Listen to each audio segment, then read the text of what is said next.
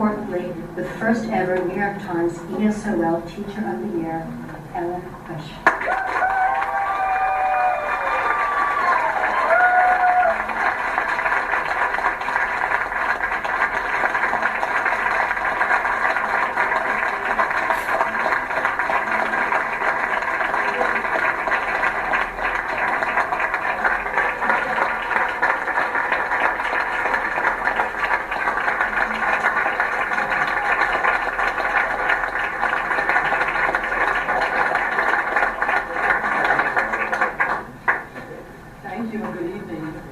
I'd like to first congratulate the other teachers who are being honored tonight and applaud them for their many contributions to the field.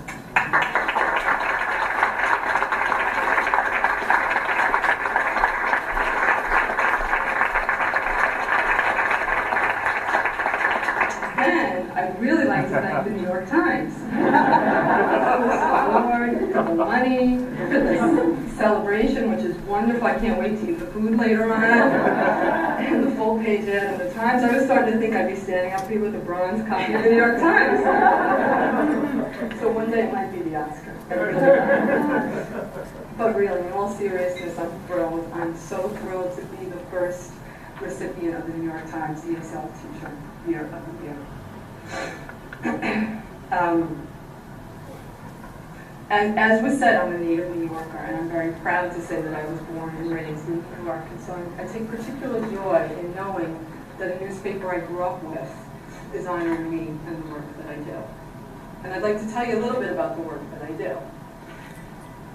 I've heard repeatedly over the years that immigrants don't want to learn English. And when I hear that, I ask people to come to my program. I ask people to come to my class. On more than one occasion, I've heard students say, if you don't have room for me, I'll bring a chair from home to sit in your class or to sit in your program. Right now, there are more than 10,000 people on waiting lists to get into ESOL classes around the city. Adult ESL learners, just like most native New Yorkers, work. They have family responsibilities, they have to juggle lots of things. And in addition to all of this, they choose to attend our classes. I've had students work all night and get to mine. In fact, some of them delivering the New York Times. Come to my class at 9 o'clock in the morning, 3 days a week.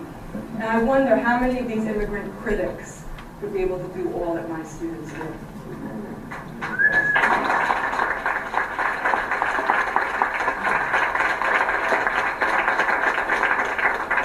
At a time when immigrants are often reduced to being either legal or illegal, it's especially gratifying to me to know that the New York Times has taken an interest in the field that serves ESL students. In explaining this award to my 5-year-old son, he decided that I was the champion. So while I take great delight in his pride of me, I have to say the real champions are the students. And I'd also like to say that while I've put in the time, I've been in this field for 20 years, I did lots of gigs, working at night, working during the day. I'm very fortunate. I'm incredibly fortunate.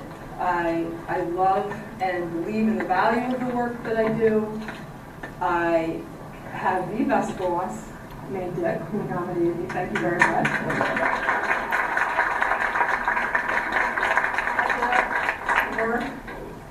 I work with students who I respect and admire. I get a ton of professional support at LaGuardia. LaGuardia is just the best place to work. However, not all ESL instructors are in the same position. It's unbelievable to me that there aren't more full-time teaching positions in ESL.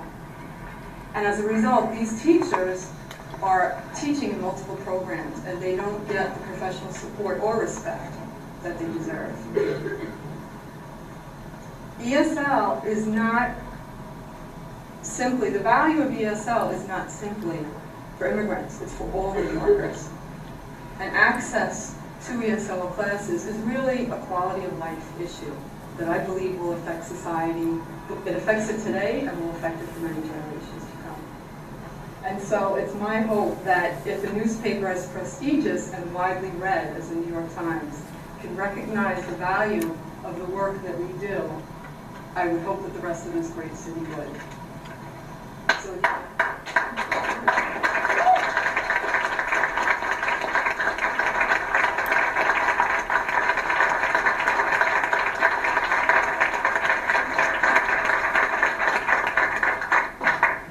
so again, I would just say that I could really get used to all of this.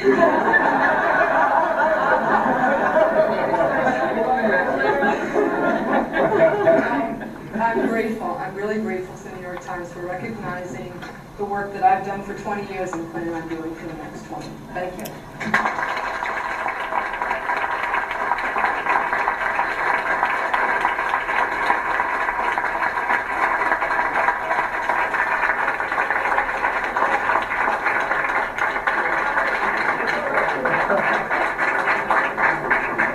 Thank you so much, Ellen, and congratulations to you. We owe an enormous debt of gratitude to an indispensable group of individuals. They are the, excuse me, I didn't even introduce myself. I'm so taken with her remarks. I'm Jennifer Pauley, and I'm the Assistant Director of Community Affairs and Media Relations here at the Times. And thank you so much to all of you for being here tonight. I'll back. We owe an enormous debt of gratitude to a wonderful group of individuals. They are the ESOL instructors and advocates that served as the selection committee for the Times' first ESOL Teachers of the Year program. They were instrumental not only in the very creation of this program, but at every step along the way, from reviewing the copy for the application form to helping us distribute those forms throughout the city, from serving as sounding boards for my many questions and my occasional ideas, and for reviewing numerous worthy applications and selecting a handful of people for recognition. They are deeply committed to the promise of our country and our city that everyone deserves the chance to build a life for themselves here, and that education is the key to all opportunities. Without their enormous devotion and selflessness, tonight's event would not be possible. The following people serve on the New York Times ESOL Teachers of the Year Selection Committee. Ismail Alicia, Coordinator, Office of Community Outreach Services, the New York Public Library. Mark Bishara, ESOL Instructor. Susan Dalmas, Adult Literacy Program Manager, Queens Library. David Hellman, Professional Development Coordinator, CUNY Language Immersion and Adult Literacy Programs. Susan O'Connor, Manager, Literacy Program, Brooklyn Public Library. Anthony Tossi, Director of Adult Education, Office of the Mayor. Let's give them all a round of applause.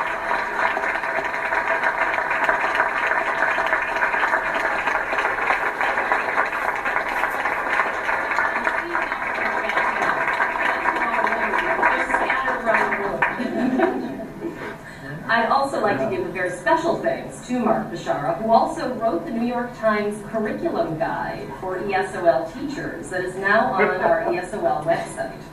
Mark has opened our eyes to the challenges and joys of teaching and to the limitless creativity and resourcefulness of teachers. Thank you, Mark.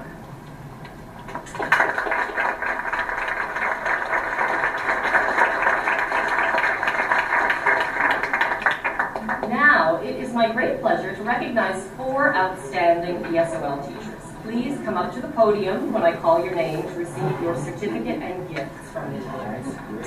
Andrew Bell, ESOL Instructor, New York City Department of Education, Office of Adult and Continuing Education.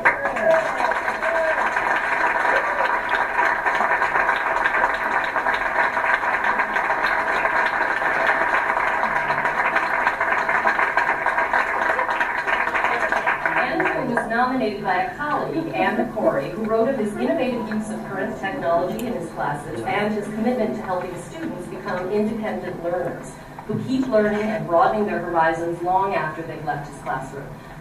As she wrote, this is a class where adult students coach each other, become partners in lifelong learning, teach the teacher as well. Congratulations, Andrew.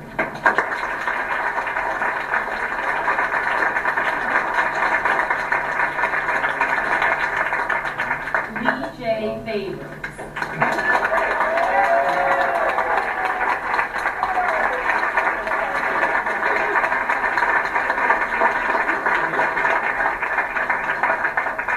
ESL coordinator, Brooklyn College and Brooklyn Public Library. Lee J. was nominated by Eva Yablonska, one of his students at the library. She wrote of his devotion to teaching his students about American culture through reading books like Of Mice and Men, and of field trips to the Brooklyn Botanic Garden, where students were instructed to observe nature and write about it later. As she says, Lee J. is a shining example of what a teacher should be. He is dedicated and creative and often funny. He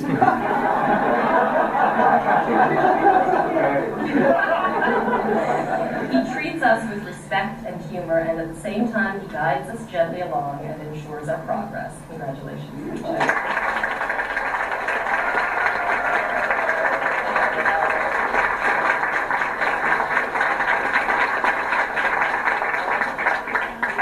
Alexander Sokol, adjunct, City College Adult Literacy Group.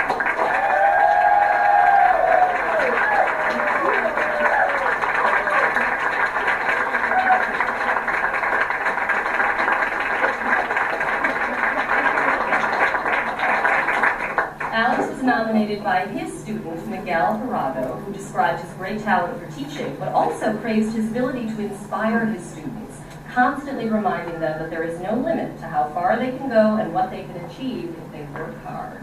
As Miguel wrote, "I'm a grown man who may not remember my first grade teacher or subsequent instructors, but I will always remember City College ESL teacher Alex Sokol."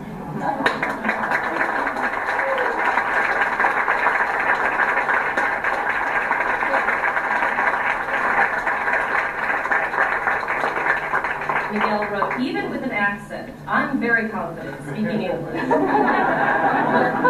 Alex instilled in me a new sense of freedom. Congratulations, Alex.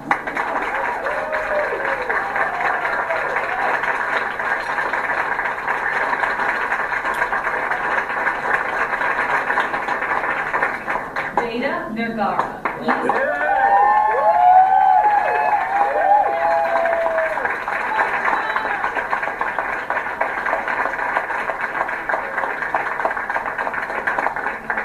An E.S.O.L civics instructor at the South Bronx Overall Economic Development Organization, also known as SOBRO.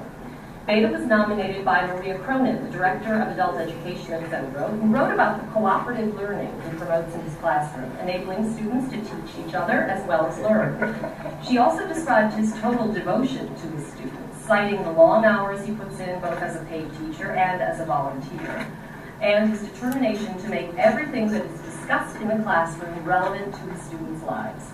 As she writes, by the end of the program, Mr. Vergara's students can register to vote and have access information on health and financial education, open bank accounts, and get more involved with their children's education.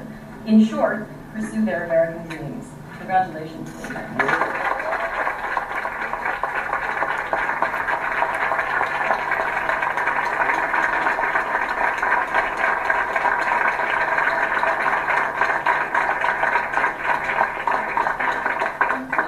Tonight's New York Times ESOL Teachers of the Year Award Ceremony. Let's give all our winners one more round of applause.